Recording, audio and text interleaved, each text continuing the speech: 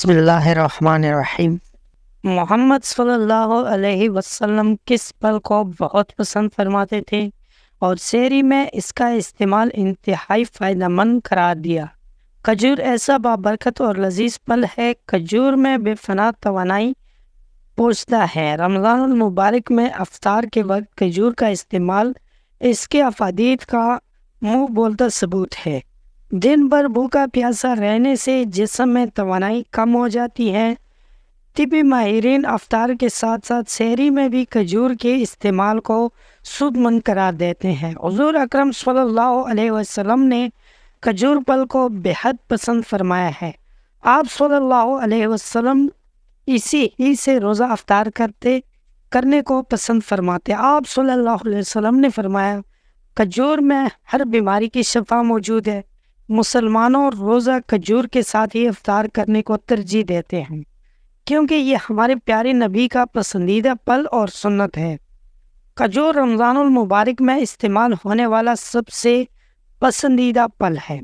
شیریں خوش ذائقہ، زود ہضم اور توانائی سے بھرپور پھل کھجور کا استعمال رمضان المبارک میں کثرت سے کیا جاتا ہے۔ غذائیت اور کیلوریز سے بھی بھرپور ہونے کے باعث طبی ماہرین نے افطاری کے ساتھ ساتھ سحری میں بھی کھجور کے استعمال کو انتہائی مفید قرار دیتے ہیں کیونکہ یہ روزے داروں کو دن بھر توانا رکھتا ہے۔ آپ صلی اللہ علیہ وسلم نے صرف افطاری میں بلکہ سحری میں بھی کھجور تناول فرماتے اور فرمایا، مسلمان کے لیے سحری کا بہترین کھانا کھجور ہے۔ کھجور قدرت کا وہ پھل ہے کہ جو اپنے اندر بے شمار افادی پہلو رکھتا ہے جس کے ہر 3 اجزاء کارآمد ہیں۔ قدرت نے ایسے غذائی اجزاء میں اس میں شامل کر دی ہیں جن کے ہمارے جسم کو ضرورت ہے۔ مسلمانوں کو کھجور سے روزہ افطار کرنے کی ہدایت دی گئی ہے کیونکہ روزہ رکھنے سے جسمانی قوت میں کمی آ جاتی ہے۔ قدرت نے کھجور میں ایسے غذائی عمل پیدا کر دیتے ہیں جن کی ہمیں ضرورت ہوتی ہے۔ کھجور پیٹ کے لیے بہت مفید ہے۔ کھجور صرف روزہ افطار کرنے میں ہے مفید نہیں بلکہ کھجور کے اور بہت سارے فوائد ہیں۔ غذائیت کے لحاظ سے یہ ایک بہترین غذا ہے۔ اس میں طاقت کے خزانے پوشیدہ ہیں۔ کھجور خون پیدا کرنے کا خزانہ ہے۔ یہ کمزور جسم کے لیے مفید ہے، طاقت دیتی ہے۔ اس کے علاوہ دماغ اعصاب کے لیے مفید ہے۔ جو لوگ جسمانی طور پر کمزور ہو یا دماغی طور پر کمزور ہو یا پھر جنہیں خون کی کمی ہو، انہیں زیادہ سے زیادہ کھجور استعمال کرنی چاہیے۔ ان کے لیے بہت مفید چیز ہے۔ جن افراد کو آیوڈین کی کمی ہوتی ہے انہیں خاص طور پر کھجور استعمال کرنی چاہیے۔ کھجور کے استعمال سے خون میں کولیسٹرول کی مقدار نہیں بڑھتی اور یہ بات سبھی جانتے ہیں کہ خون میں کولیسٹرول کی مقدار بڑھ جائے تو دل کا دورہ بھی پڑ سکتا ہے۔